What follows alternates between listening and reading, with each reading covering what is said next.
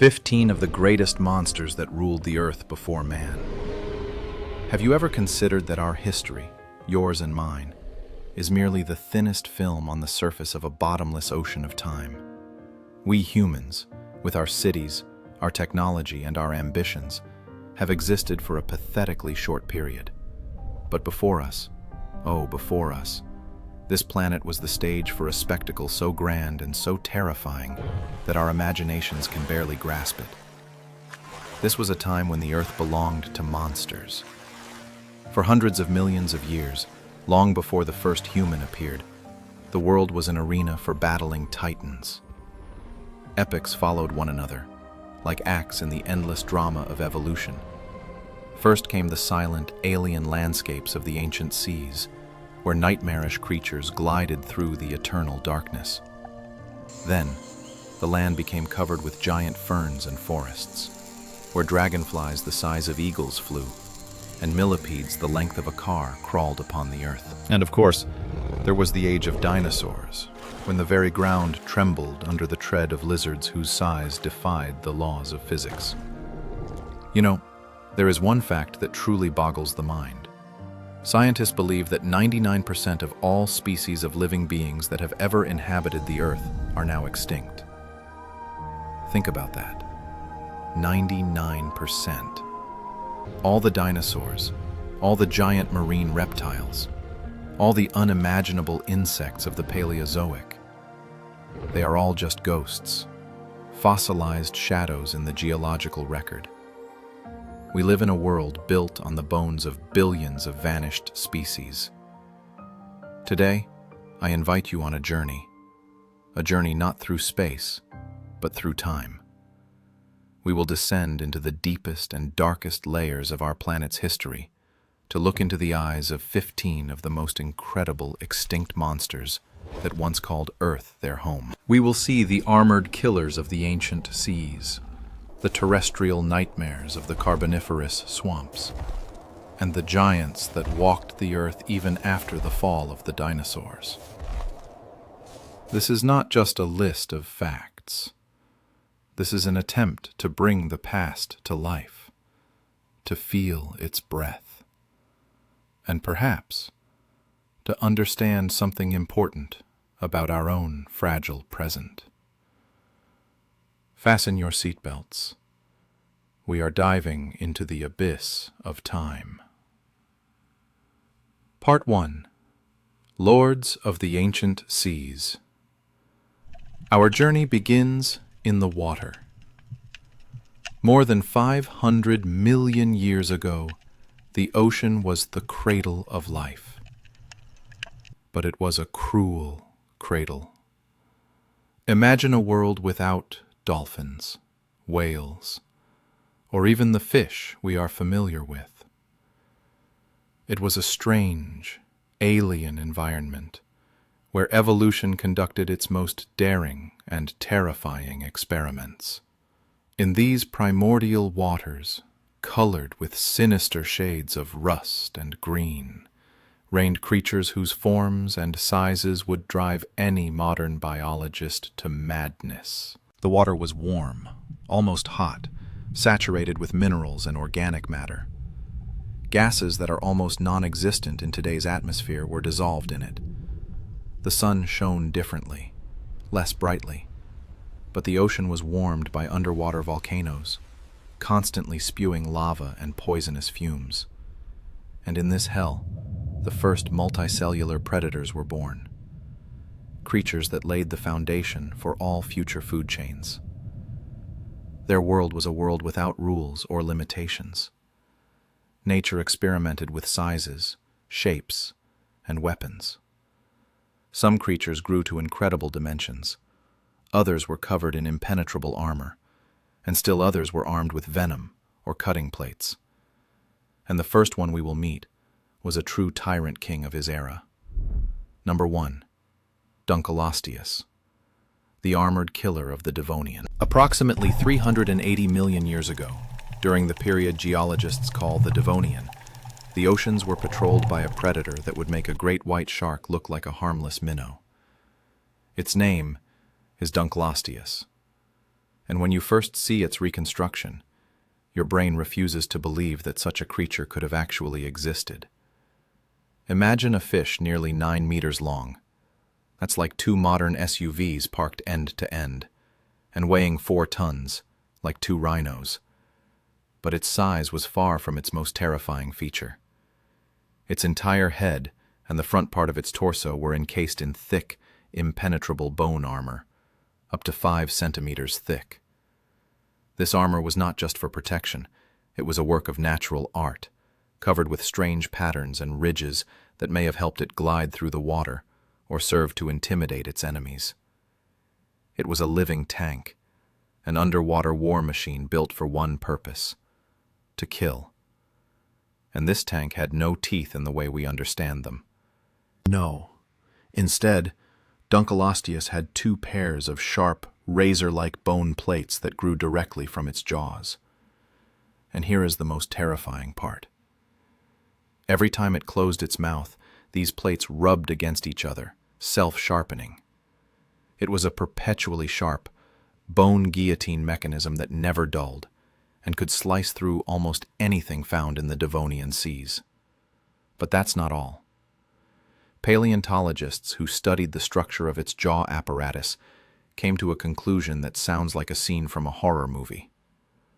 Dunkleosteus could open its mouth in just 1/50th of a second. Do you understand what that means? It didn't just bite. It created a powerful vacuum effect, a suction vortex of death. The water, along with the unfortunate victim, be it an ancient shark or an armored placoderm, was sucked with incredible force directly into its lethal jaws. There was absolutely no chance of survival. Let's transport ourselves there for a moment, to those distant waters. The quiet, warm waters of the Devonian Sea, where sunlight struggles to penetrate the murky, greenish water. All around are bizarre, unfamiliar coral reefs, resembling alien cities. Trilobites, looking like giant woodlice with stalked eyes, and strange mollusks with spiral shells swim slowly through the water. Silence. Peace. And then, a shadow appears from the murky depths, small at first, but growing rapidly. An enormous armored head the size of a car. Small, malevolent eyes shining like black diamonds. And those horrifying bone plates, ready to snap shut. The victim doesn't even have time to understand what happened. A snap, a vortex of water, and it's all over. Dunkleosteus was not just a predator. It was a natural phenomenon, the embodiment of absolute, relentless force.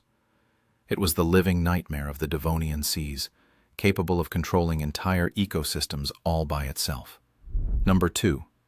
Cameroceras, the colossal sea squid. Let's roll back time even further, to the Ordovician period, about 470 million years ago.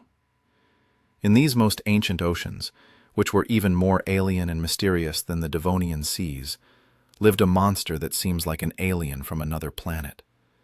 Meet Cameroceras, a giant cephalopod, the largest invertebrate predator in the history of the oceans. When I say giant, I am not exaggerating. We are used to squids and octopuses, but Cameroceras was something entirely different. Imagine a huge, straight, cone-shaped body shell, and this shell could reach a length of 11 meters. 11 meters! That is the length of a modern city bus, or 3 elephants standing in a line.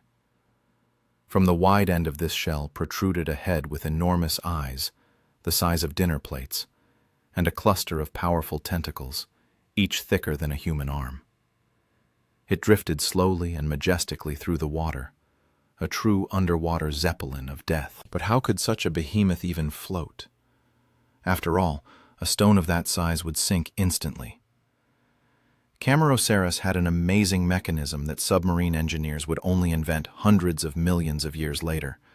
Its huge shell was divided into many chambers, up to 40 separate sections. By filling them with water or gas, it could regulate its buoyancy with surgical precision, rising to the surface or sinking to the very bottom. This is a little-known but astonishing fact, demonstrating just how complex life was even back then. In each chamber of its shell was a special organ, a siphuncle, that could pump water in or out, acting like a ballast pump.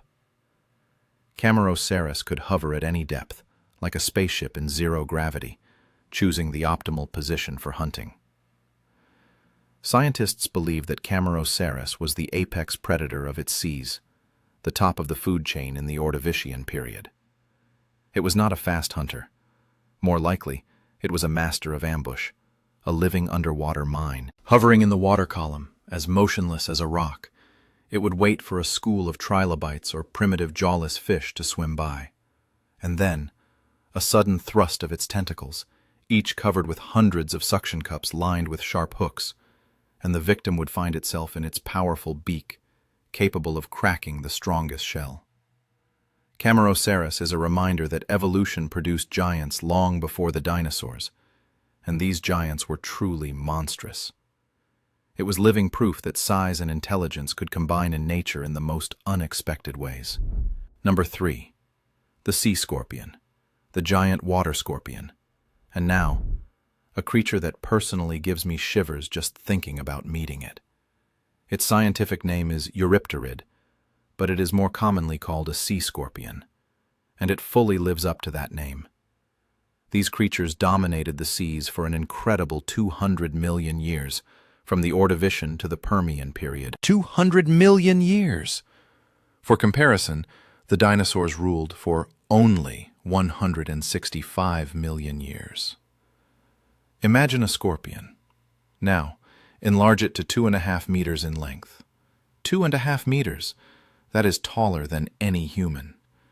It had powerful claws the size of a human head to grab and tear apart prey, and a segmented body covered in a tough chitinous shell, ending in a sharp spike on its tail.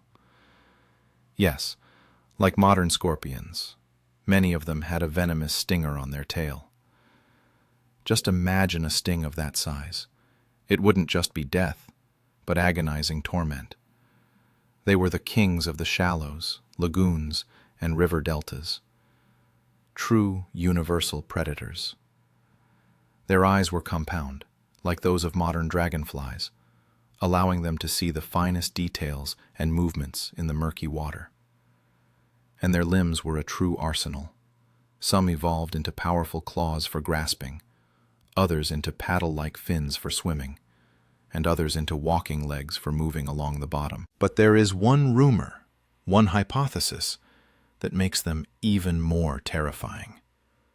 Some scientists believe that certain species of sea scorpions could temporarily crawl out onto land, perhaps to breed, as modern horseshoe crabs do, or to hunt early terrestrial animals. Just picture it, a carboniferous beach, overgrown with giant ferns, and out of the warm, murky water, a 2-meter armored nightmare with a venomous stinger at the ready crawls out on its many legs. It's a scene straight out of a nightmare. The reign of the sea scorpions was long and undisputed. They survived several mass extinctions, adapted to climate changes, evolved, and thrived. But nothing lasts forever.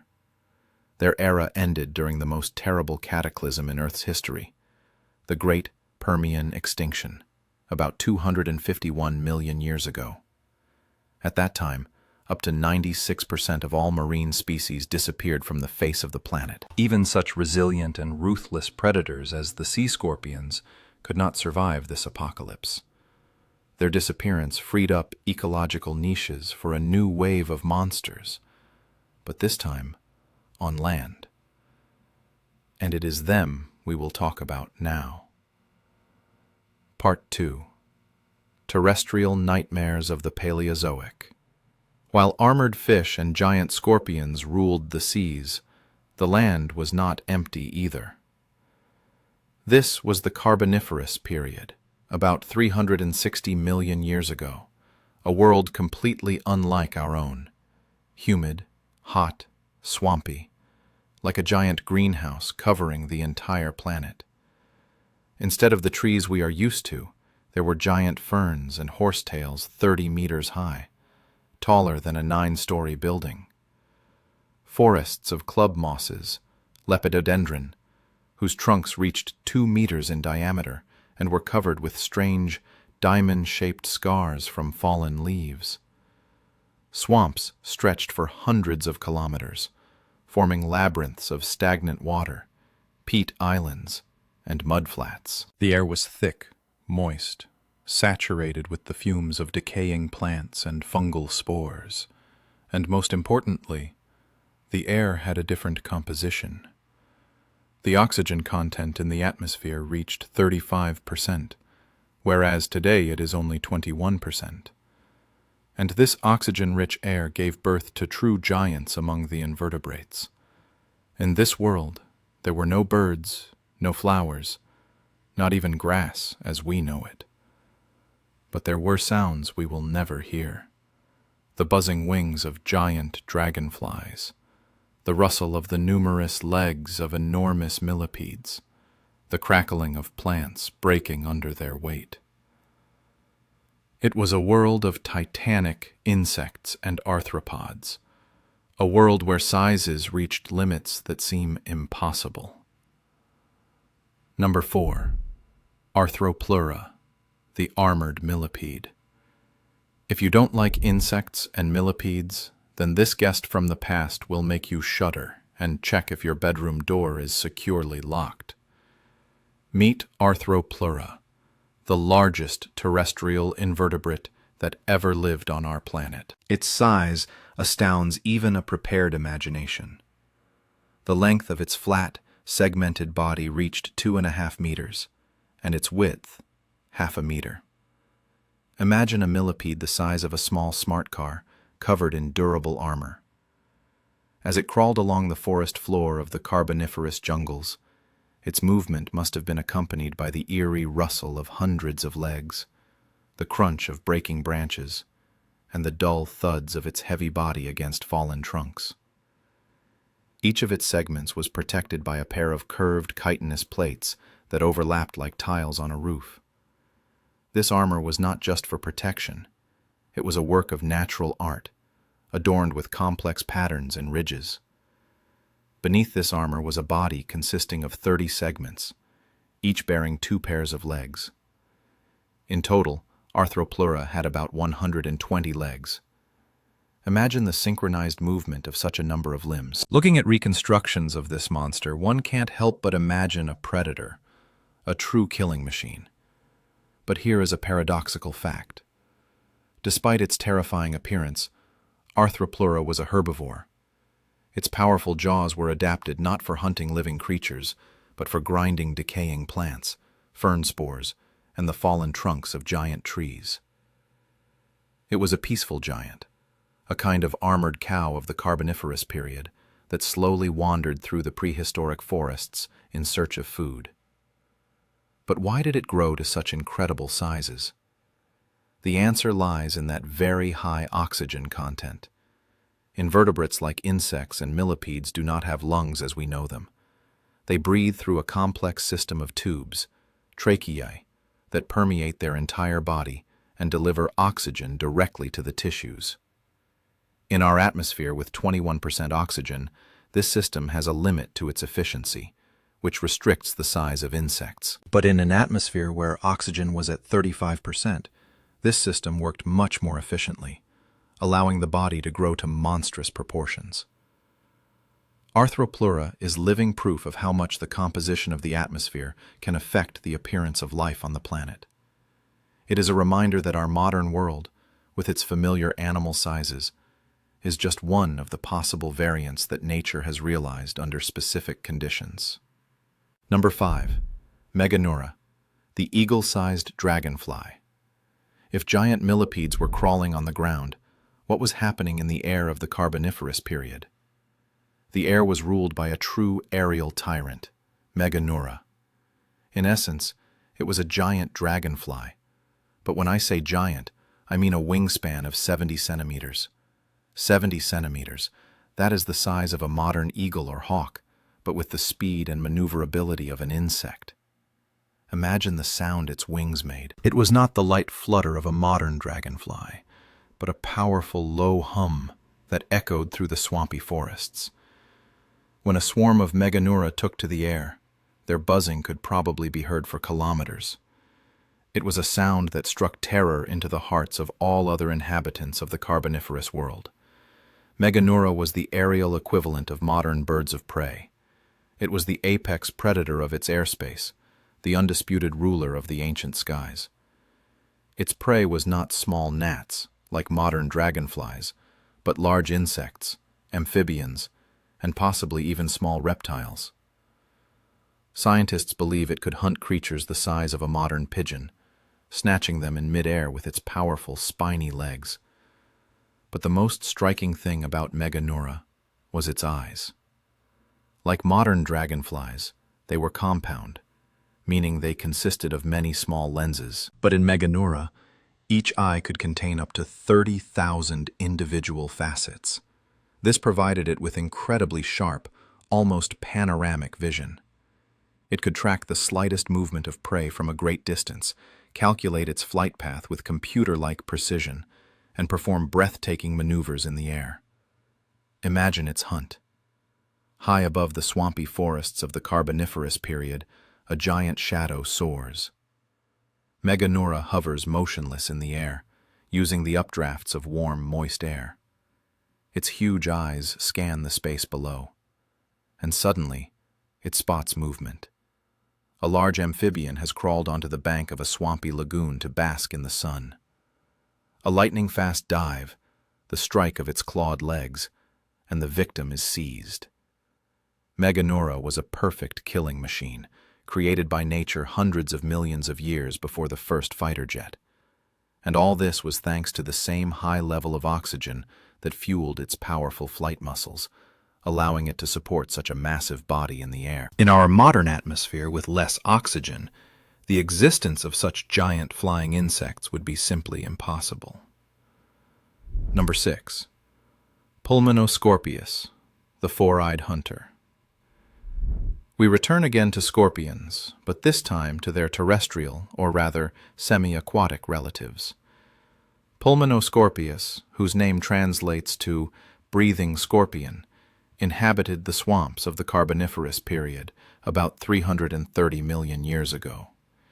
It was one of the first arthropods to successfully colonize the terrestrial environment. It wasn't as gigantic as the sea scorpions, but it was still impressive in its size and ferocity. Its length reached 70 centimeters. Imagine a scorpion the size of a large house cat. Creepy enough, right? It had powerful claws the size of an adult human's fist, and of course, a venomous stinger on its tail, capable of piercing the armor of amphibians or early reptiles. Its body was covered in a tough, chitinous exoskeleton that protected it not only from predators, but also from drying out, one of the main problems for creatures transitioning from an aquatic to a terrestrial environment. Each segment of its body was like a separate fortress, connected to the others by flexible joints. But Pulmonoscorpius had one unique and truly strange feature: its vision. It didn't have one pair of eyes, like most arthropods, but a full 4. 2 eyes were large and complex, compound like those of Meganeura, while the other 2, on the sides of its head, were simpler but still very effective. Each of the main eyes consisted of 40 to 60 small lateral eyelets. This created an incredibly wide field of view, almost 360 degrees. It could see everything around it simultaneously, making it a perfect ambush predator. Let's imagine its hunt. A shallow lagoon, overgrown with giant horsetails and ferns, somewhere in modern-day Scotland. The air is thick, humid, saturated with vapor. Pulmonoscorpius lies motionless in wait underwater among the plant roots, with only its multiple eyes exposed. It waits, patient and still, like a living landmine. Its mosaic vision captures the slightest movement within a radius of several meters. And then, a careless, large amphibian, the size of a modern iguana, swims too close.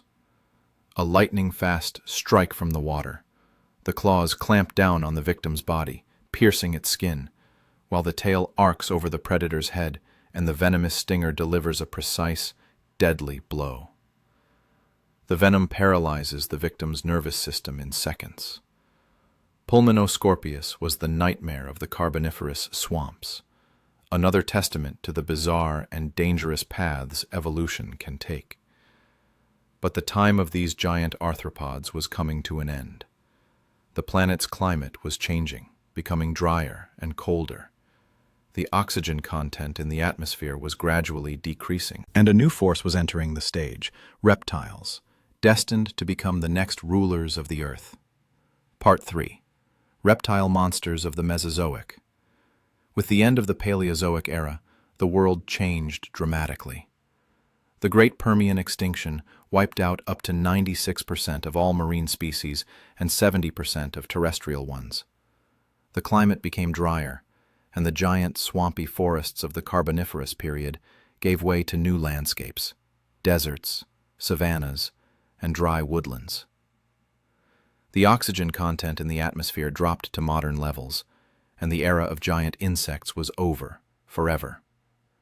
And in these new, harsher conditions, a new group of animals flourished: reptiles.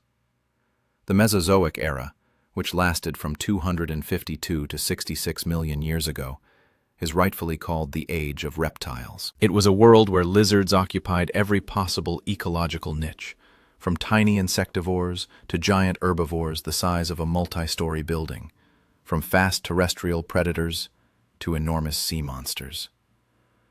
The climate of the Mesozoic was warm and humid. There were no polar ice caps, and even in the Arctic, forests of ferns and cycads grew. The sea level was much higher than today, and large parts of the continents were flooded by shallow, warm seas teeming with life. In this greenhouse world, reptiles reached unprecedented sizes and diversity.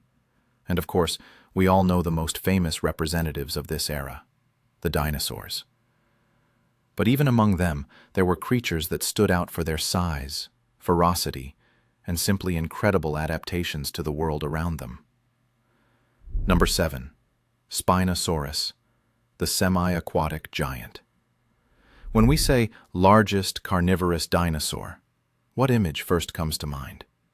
Tyrannosaurus rex, of course, with its massive head, powerful jaws, and tiny front arms. But this is a deeply ingrained misconception. The honor of being called the largest terrestrial predator in history belongs to a completely different lizard: Spinosaurus. It lived in the Cretaceous period, about 95 million years ago, in the part of the world that is now North Africa.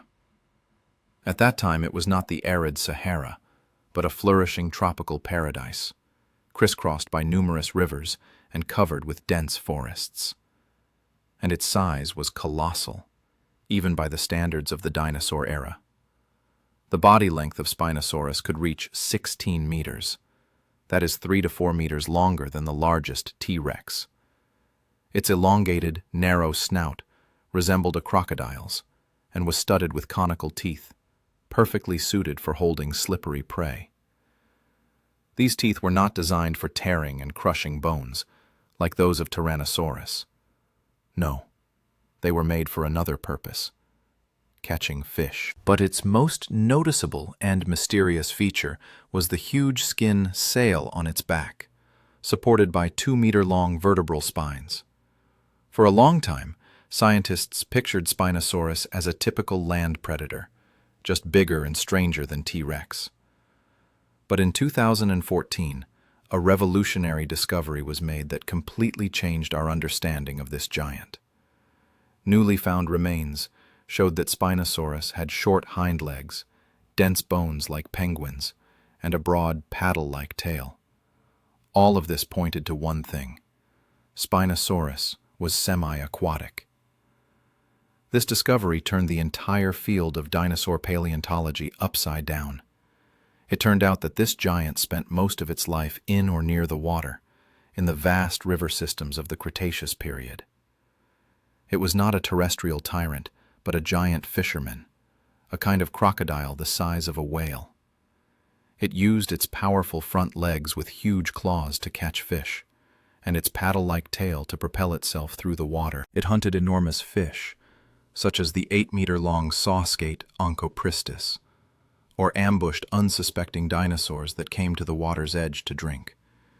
Its huge dorsal sail, as some scientists suggest, might have served more than just a display function.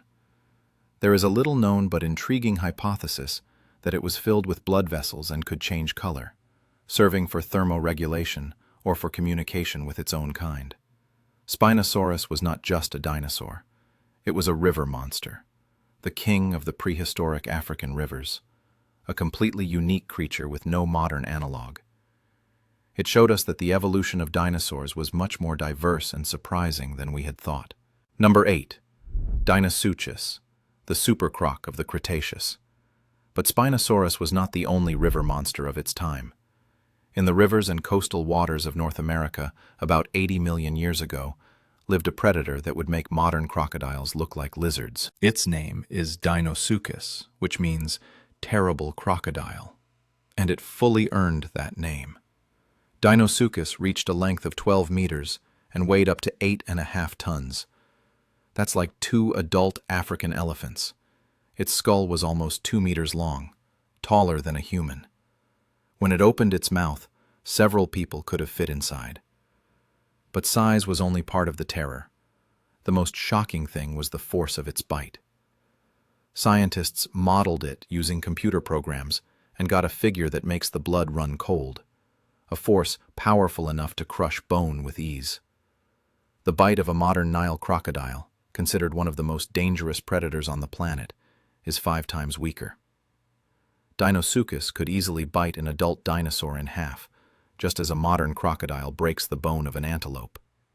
And it did. This is not just a guess or science fiction. It is a reliable fact confirmed by fossil finds. Paleontologists find the bones of dinosaurs, including young relatives of Tyrannosaurus, with the teeth marks of Deinosuchus.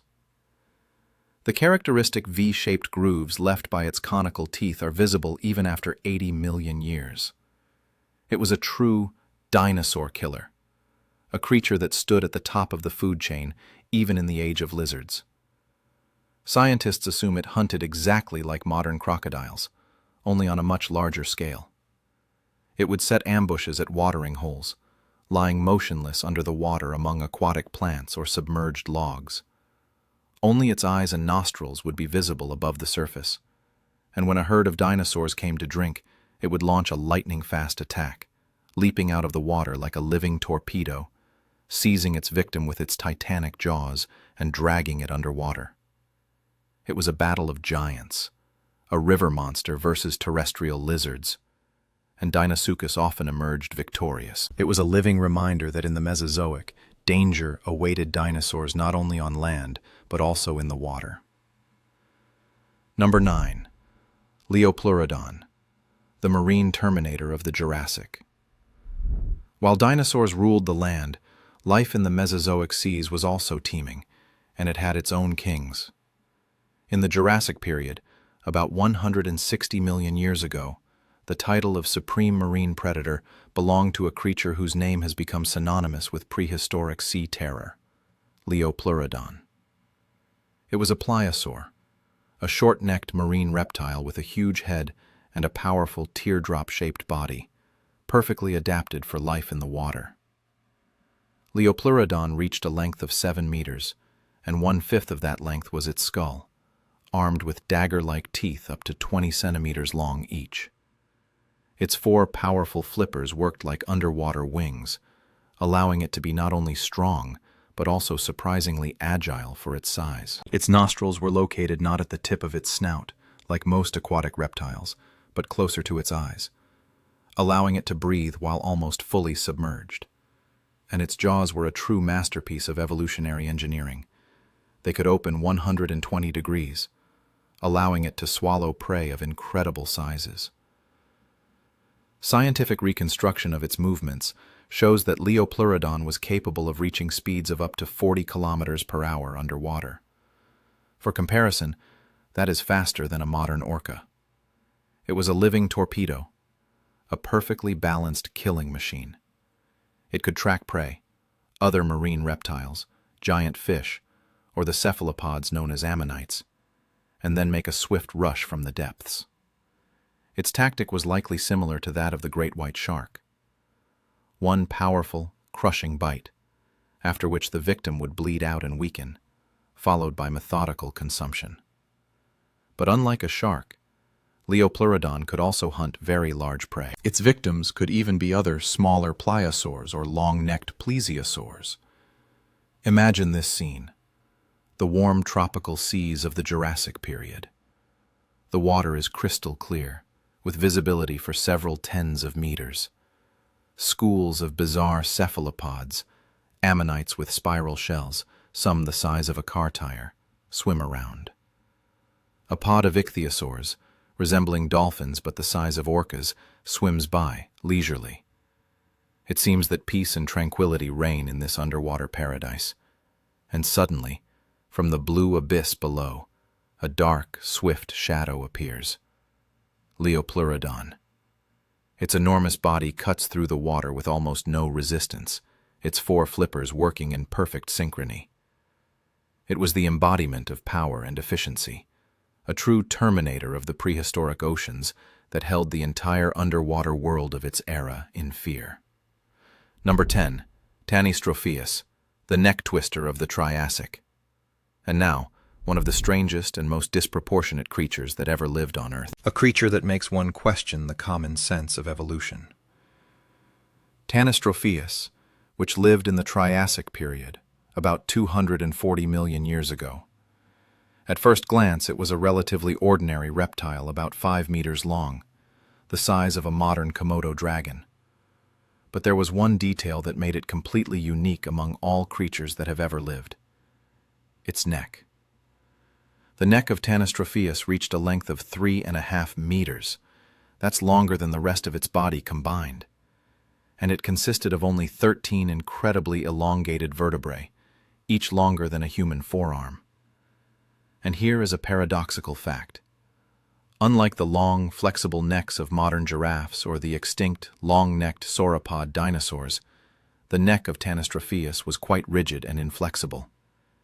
It couldn't coil it like a snake or bend it in different directions like a giraffe. It was more like a rigid pole with a head on the end. So why did it need such a strange and seemingly impractical design? Scientists puzzled over its lifestyle for a long time. Early reconstructions depicted it as a land animal that used its long neck to get leaves from tall trees, like a modern giraffe. But this theory did not hold up. There simply were no such tall trees in the Triassic period. Today, the most popular and scientifically supported interpretation is that Tanystropheus was a coastal hunter, a master of fishing. It could sit motionless on the shore or on rocks by the water, using its incredibly long neck as a living fishing rod. It would slowly and carefully lower its head into the water to a depth of up to 3.5 meters and snatch fish or other small marine life that were unaware of the danger from above. Its body remained safely on land, while its head fished underwater. It was a unique and very effective hunting strategy that allowed it to obtain food where other terrestrial predators were powerless. Tanystropheus is not a monster of strength, but a monster of adaptation, living proof that in the struggle for survival, sometimes the winner is not the strongest or the fastest, but the strangest and most unconventional. Part 4. Giants of the Cenozoic. 66 million years ago, a giant asteroid about 10 kilometers in diameter slammed into the Earth. The impact was so powerful that its energy exceeded the power of all the nuclear warheads ever created by humanity by billions of times. The age of dinosaurs ended in fire, ash, and a global nuclear winter. Millions of years of evolution were erased in an instant, but life did not stop. From the ashes and ruins of the Mesozoic, a new world arose. A new era began, the Cenozoic, the age of mammals. But do not think that after the disappearance of the dinosaurs, the world became safer or calmer. The vacant ecological niches were quickly filled by new, no less terrifying giants. Nature, as always, found ways to create monsters that were no match for the dinosaurs in size and ferocity. The climate of the early Cenozoic was even warmer than in the Mesozoic. The Arctic was covered with tropical forests, and in Antarctica, forests of palm and magnolia trees grew. It was a world without polar ice, a world of warm seas and endless swampy jungles. And in this greenhouse climate, creatures flourished that could compete with any dinosaur. Number 11. Titanoboa, the dragon snake of the Paleocene. Just a few million years after the extinction of the dinosaurs, in the hot and humid tropical forests of South America, in what is now Colombia, a creature appeared that could have been the main villain in any horror film. Titanoboa, the largest snake in the history of our planet, a monster that makes the largest modern anacondas look like earthworms. Its dimensions are hard to even imagine. They are beyond anything we know about modern snakes. Its body length reached 14.3 meters. That's longer than a large city bus, longer than a freight train car. And its weight, 1,135 kilograms, more than a ton of living muscle mass. At its thickest part, its body was about a meter in girth. Imagine a living, writhing pipe with the diameter of a human torso. When Titanoboa crawled through the jungles of the Paleocene, the ground shook under its weight. Trees cracked and fell, unable to withstand the pressure of its giant body. It could have swallowed a human whole without even noticing, just as a modern snake swallows a mouse. But humans did not exist then. Their appearance was still 55 million years away. The existence of such a giant, cold-blooded animal as Titanoboa tells us something very important about the climate of that time. Snakes, being cold-blooded, depend on the ambient temperature much more than mammals do. To maintain the metabolism of such a huge body, the snake required a very high ambient temperature. Scientists have calculated that the average annual temperature in its habitat must have been 32 to 33 degrees Celsius. These were true steam jungles, a greenhouse the size of a continent. And in these jungles, Titanoboa was the undisputed queen. It was a semi-aquatic predator, like a modern anaconda, only dozens of times larger. It spent most of its time in the murky, warm rivers and swamps, lurking among floating tree trunks and aquatic vegetation. And it hunted appropriate prey. This is a reliable fact, confirmed by fossil finds in the same geological layers. The main food of Titanoboa was giant crocodiles and turtles, which themselves reached 5 meters in length. Crocodiles the size of modern Nile crocodiles were just a snack for it. Imagine the fight. A snake the size of a freight train coiling around a 5-meter crocodile, slowly squeezing it with its powerful coils until the predator's bones began to crack and break. It was a battle of titans, a reality that surpasses any fantasy. Titanoboa was a living reminder that after the disappearance of the dinosaurs, nature did not become less dangerous. It simply found new, even more sophisticated ways to create monsters. Number 12. Megalodon, the king of the prehistoric oceans. Let's move to a time closer to our own, from 23 to 3.6 million years ago. This was the era of flourishing marine life, when the oceans teemed with whales, seals, dolphins, and other marine mammals. But they all lived in constant fear of one predator, whose name has become synonymous with prehistoric terror. Megalodon, a shark that turned the oceans into its personal hunting ground. It was a shark, but a shark that makes all modern species seem like minnows playing in the shallows. Its length reached 20 meters, and by some estimates, even 25. That's the length of 2 city buses or 8 passenger cars lined up. And its weight, from 30 to 60 tons. That's like 10 adult elephants, but in the form of a perfect killer, created by millions of years of evolution. To help you understand the true scale of this monster, its open mouth was about 3 meters high and wide. A small room could fit inside it. An adult could stand comfortably in its gullet without touching the roof with their head. But of course, they would not have enjoyed that space for long. Megalodon's teeth are a separate story that deserves respectful awe. They reached 18 centimeters in length, larger than a human hand. One such tooth could weigh up to 170 grams. Imagine a triangular plate the size of a banana leaf, sharpened to a razor's edge and serrated like a saw. Megalodon had about 276 of these teeth, arranged in several rows. They were perfect killing tools, capable of crushing the bones of whales and tearing their flesh like paper. And it used them. Megalodon specialized in hunting whales, the largest animals of its time. Its favorite prey were primitive baleen whales, up to 15 meters long. But for Megalodon, this was just a regular meal. It could attack a whale from the side, bite off a huge chunk weighing several tons, and then wait for the victim to bleed out and weaken. This was a strategy refined over millions of years of evolution. Megalodon was at the absolute top of the food chain. It had no natural enemies. It was the emperor of the oceans for nearly 20 million years, a period 100 times longer than the entire history of human civilization. Its range covered all the warm seas of the planet. Wherever there were whales, there was Megalodon. But why did it go extinct? This remains one of the greatest scientific mysteries in paleontology. There are several competing theories. Perhaps the global cooling of the climate and the onset of the Ice Age that began about 4 million years ago deprived it of its usual warm waters for breeding. The ocean temperatures dropped, sea currents changed, and many whale species migrated to colder waters where the giant shark could not follow.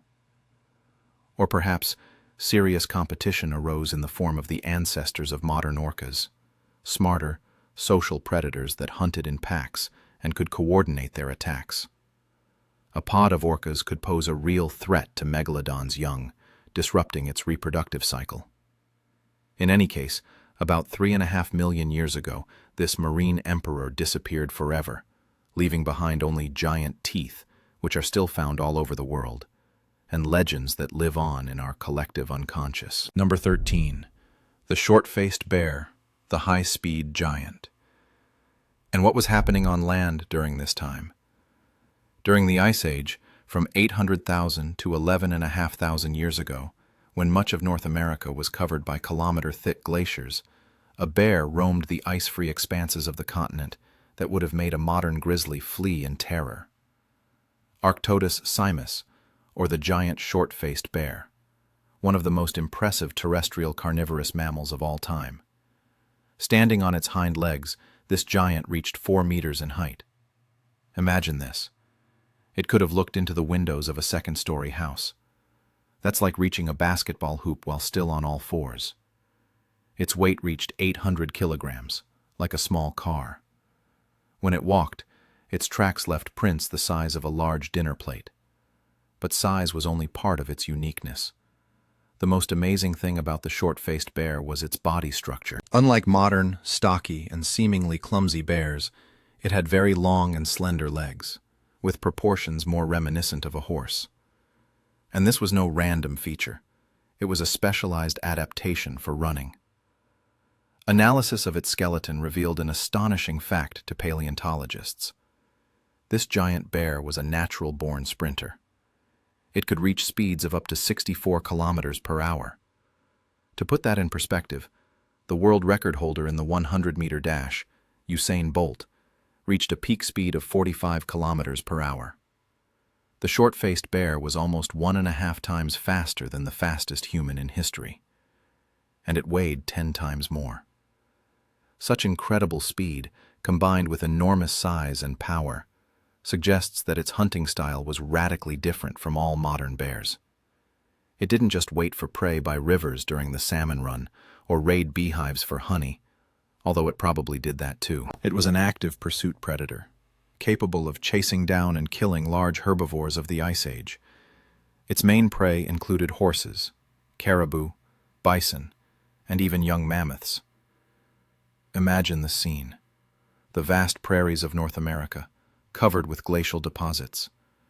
A herd of ancient horses grazes peacefully among scattered boulders, and suddenly, from behind a hill, a 4-meter killing machine appears, charging at the speed of a car. Panic, the thud of hooves, but escape from such a pursuer is almost impossible. The short-faced bear was one of the most formidable land predators of its time, and the first humans who arrived in America about 13,000 years ago via the Bering Land Bridge undoubtedly had to face it. These encounters certainly left a deep mark on the mythology and folklore of Native Americans. Perhaps it was the short-faced bear that became the prototype for legends of great bear spirits found in many tribes. Number 14. Megalania, the venomous lizard dragon. Let's move to another continent, Australia, that amazing landmass that has always followed its own evolutionary path. About 50,000 years ago, when the first humans were just beginning to settle this continent, crossing the sea on primitive rafts, a very unpleasant surprise awaited them. Megalania, the largest venomous lizard that ever lived on Earth. It was a close relative of the modern Komodo dragon, but much, much larger and more dangerous. There is still scientific debate about its exact size.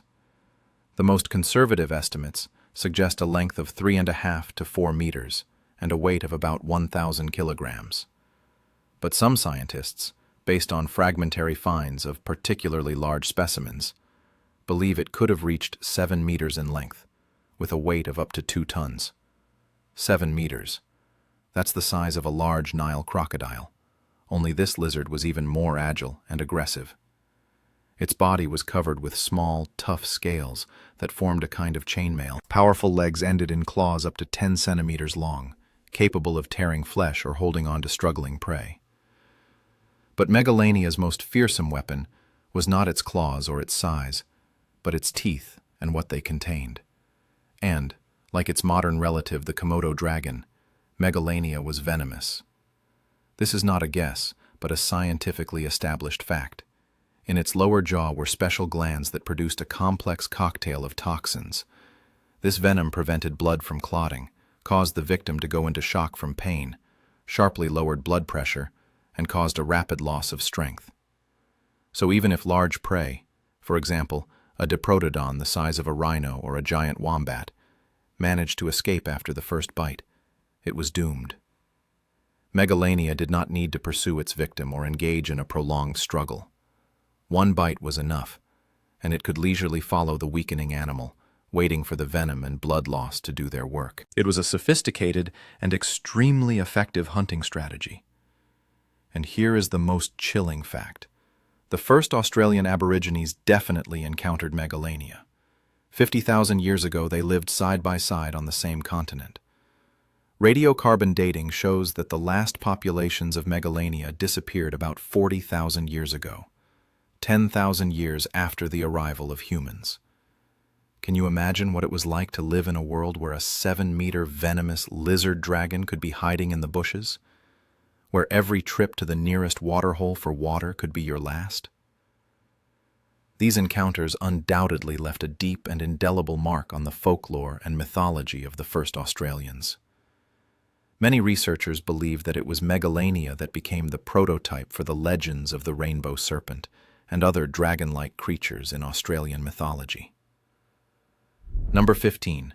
Gigantopithecus, the king of the primates. And finally, we come to the last and perhaps most human-like monster on our list, a creature that is perhaps more connected to our own evolutionary history than any other. It lived in Asia from 2 million to 100,000 years ago, practically yesterday in geological terms. Its name is Gigantopithecus, and it was the largest primate our planet has ever seen. Imagine an ape 3 meters tall and weighing 500 to 600 kilograms. That's 2.5 times heavier than the largest modern gorilla and 5 times heavier than the average human.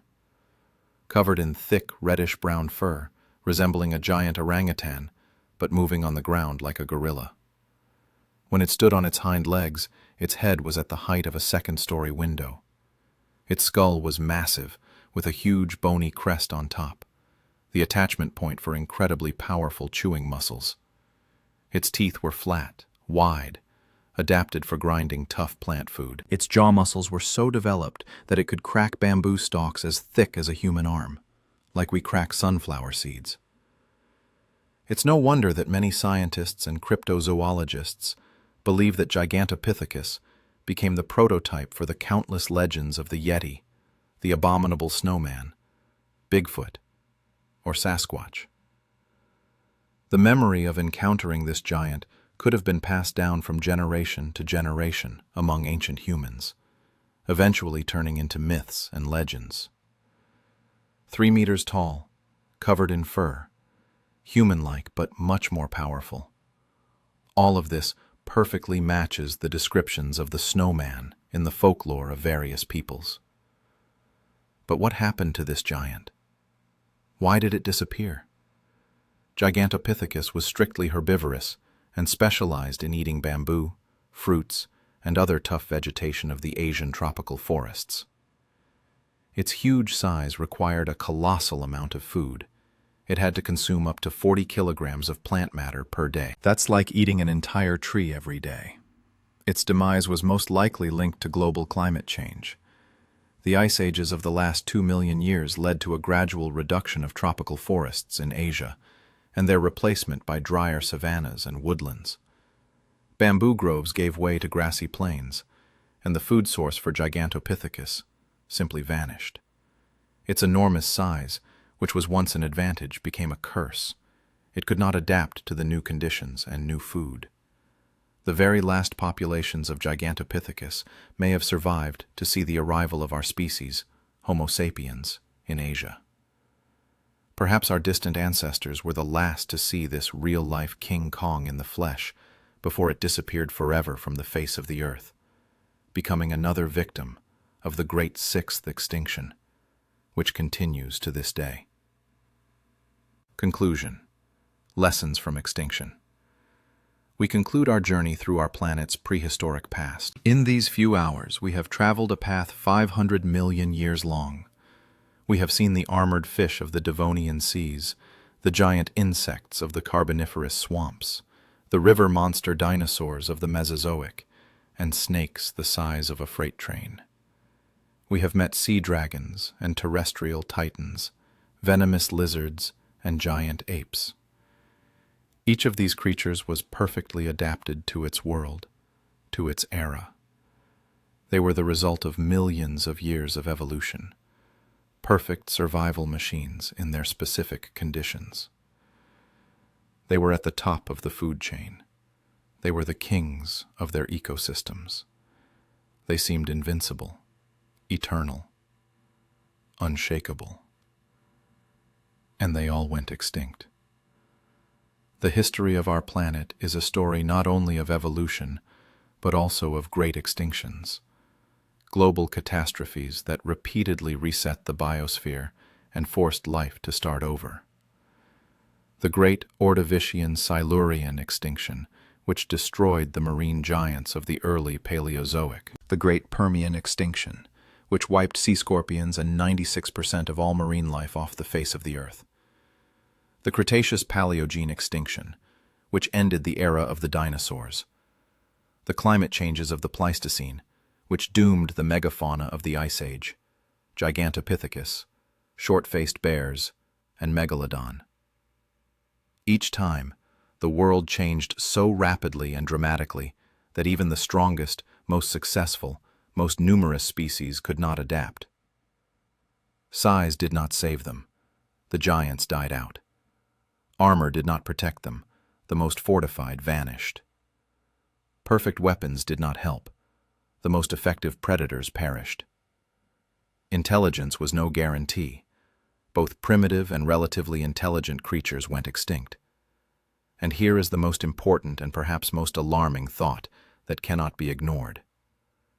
Many scientists today say that we are living in the era of the sixth mass extinction. Only this time, its cause is not an asteroid from space, not supervolcano eruptions, not changes in climate or ocean chemistry. The cause is the activity of a single species, Homo sapiens.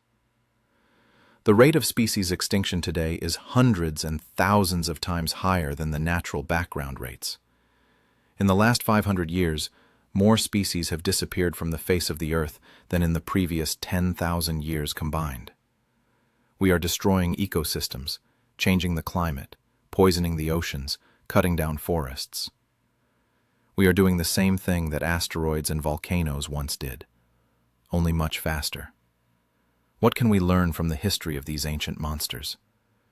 Perhaps the main lesson is one of fragility. No strength, no size, no dominance is a guarantee of eternal existence. The planet is constantly changing, and those who cannot adapt to the changes disappear. Dunkleosteus seemed invincible, but it went extinct. Megalodon ruled the oceans for 20 million years, but it vanished. The dinosaurs dominated for 165 million years, but their era ended on a single starry night. Looking at the fossilized bones of these giants, at the giant teeth of Megalodon, or the paw prints of the short-faced bear, we must remember. Even the most powerful empires of nature eventually fall. Even the most perfect predators become mere fossils. Even the most successful species turn into museum exhibits. And this makes one think about the future of our own civilization, about our place in this endless chain of evolution and extinction. We humans have existed for only 300,000 years, a fleeting moment compared to the time spans we have discussed. Our civilization is only a few thousand years old. Our industrial era, only 200 years. What will be left of us in the geological record? What mark will we leave for the archaeologists of the distant future? Layers of plastic in the ocean sediments, radioactive isotopes in the atmosphere, mass graves of species that went extinct because of us. Or perhaps, will we manage to become the first species in Earth's history to consciously take responsibility for preserving the biosphere and become not destroyers, but guardians of life on the planet? The monsters of the past teach us humility. They show us that we are just another link in the endless chain of evolution, another temporary inhabitant of this ancient planet. But unlike all previous dominant species, we possess one unique quality: the ability to understand our place in history and foresee the consequences of our actions. Perhaps this is our main evolutionary task: to become the first intelligent guardians of life in Earth's history, not just consumers and destroyers. The story of these 15 monsters is not just a tale of the past. It is a warning about the future, and perhaps a last chance to change everything. Thank you for taking this amazing and slightly frightening journey with me through the abyss of time. If this story has made you think about the fragility of life, the majesty of nature, and our responsibility to the future, then our journey was not in vain. We live in an amazing time when we can look into the past and see these incredible creatures thanks to the work of thousands of scientists around the world. And perhaps we live in the last time when we can still change something about the future. Until we meet again in the depths of time and the mysteries of our incredible, ancient, beautiful, and fragile planet.